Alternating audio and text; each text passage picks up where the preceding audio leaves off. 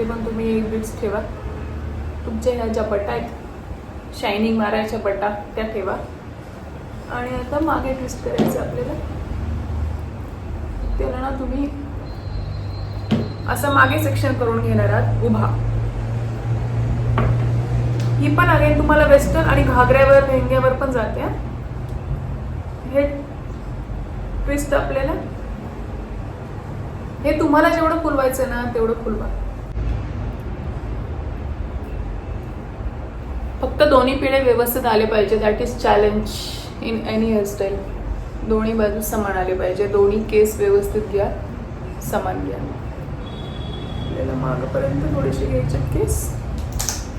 आणि आता हा पिळा या दिशेला.